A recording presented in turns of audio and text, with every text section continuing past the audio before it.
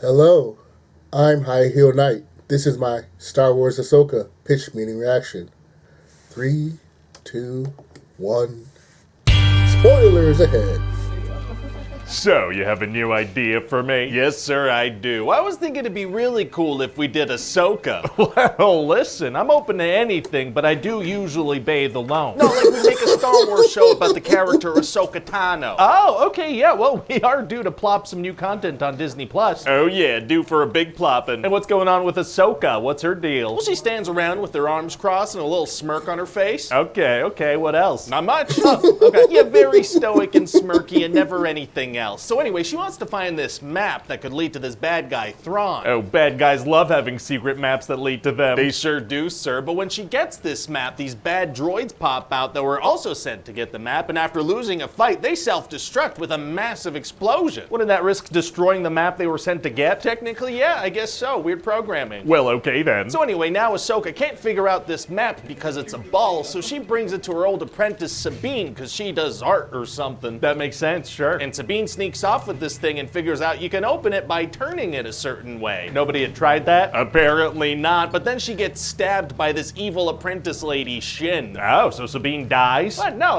She was just impaled with a lightsaber. Why would that? Is that not bad? Not anymore. No, that's meaningless. She's up and at him in the next episode. Well, okay then. So who was this tibia person that attacked her? Shin. What did I say? Well, Shin is the apprentice of this guy, Balin, who has Jedi powers and the best beard in the galaxy. What? And they rescue this lady, Morgan Elsbeth, because they all want to go rescue Thrawn, who's stuck in another galaxy. Not good. So now that Sabine has recovered from being tickled by a lightsaber, her and Ahsoka need to stop all that bad stuff from happening. So what do? Well, they freaking chase the bad guys down to this big old space hyper ring thing, but then their ship gets disabled, so they gotta fight. Uh-oh. Yeah, so Ahsoka gets out of her ship and fights these bad guys with her lightsabers. What do you mean? Well, they fire at her, so she deflects those shots, and then she kills one of them when they swoop in next to her. Why wouldn't the bad guys just stay slightly far away from their disabled ship and fire at them instead of swooping in at lightsaber lady? Unclear, but so then on a nearby planet, Ahsoka's gonna manage to kill a fart. Oh, stopping a fart is tight. But then she's gonna lose a fight against that Balin guy who sends her into the ocean. For a swim? For a death. Oh no. Yeah, so then she's gonna spend a whole episode in the world between worlds hanging out with Anakin's ghost. So what kind of change does she go through? Well, she learns that it's better to live than to die. Did she not know that? Apparently not, and now she's gonna dress in light clothes instead of dark ones. Oh, okay, yeah, we might as well spend an episode on a wardrobe change. Meanwhile, Sabine made a deal with the bad guys to give them the map. What? Why? Well, see, her good friend Ezra Bridger might still be alive in the same galaxy as Thrawn, so in exchange for the map, they're gonna bring her there too. So this Thrawn guy can't be that big of a deal if she's doing something like that.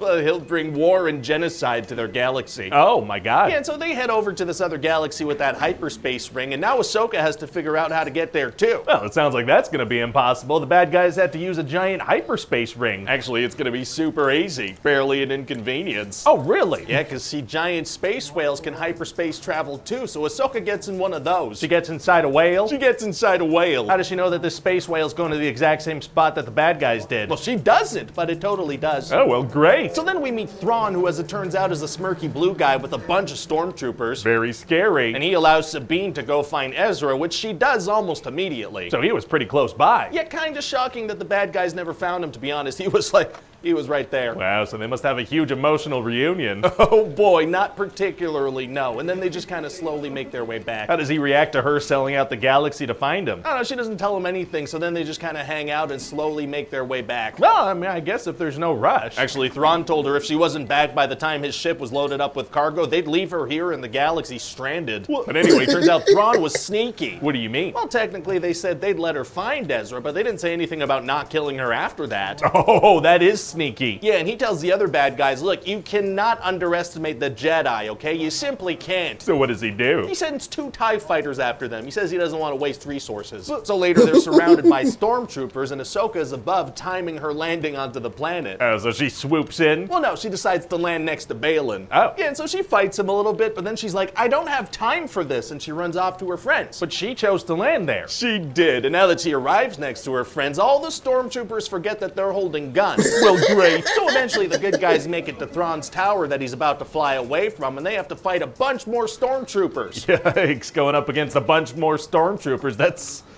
well, I wouldn't say dangerous, but kind of Kind of a roadblock. Yeah, barely, so they kill all of them pretty quick. Right, yeah. But then get this, since Thrawn is working with some witches, all these stormtroopers come back as like zombies. Oh, wait, so like slower stormtroopers that are worse at fighting? Yeah. That doesn't seem like much of a threat. It's not really, no, so they get away quite quickly again. That makes sense, yeah. So now Thrawn sends that Morgan lady to go fight them and slow them down. Wow, so what does she do? She immediately lets Ezra and Sabine walk right past her. Okay. And then she fights Ahsoka and dies pretty quickly as well. All right. And then Sabine and Ezra are going to be fighting some bad guys, and Sabine's finally going to be able to use the Force. She's been trying to do that this whole series. Oh, well, good for her. Yeah, so then she uses the Force to send Ezra flying onto Thrawn's ship that's taking off. She's just immediately that good at using the Force? Yes. Well, okay then. So now Sabine and Ahsoka are stuck in this galaxy, but Ezra gets back home. How does he manage that? Well, he dresses up as a stormtrooper and steals a ship, and when he gets onto a good guy's ship, he takes his helmet off to reveal it's him. But they could have killed him. Why didn't he already have that off? Dramatic effect and nothing else. So what do you think? So this entire series was just kind of Ahsoka and Sabine switching places with Ezra and Thrawn. Yeah, and Sabine trading the well-being of an entire galaxy for one guy and then nobody calling her out on that. I feel like it's maybe missing a little something. Kind of feels like just content for the sake of content. Yeah, I mean, that's one way to look at it, and we can certainly dive into that if you like. Or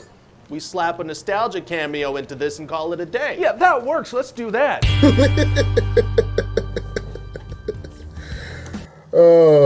It took me a couple of seconds to get that whole shin tibia joke, so that's why. But it was hilarious once I figured it out. Okay, that was my reaction. Like, subscribe, comment, share, find inspiration everywhere.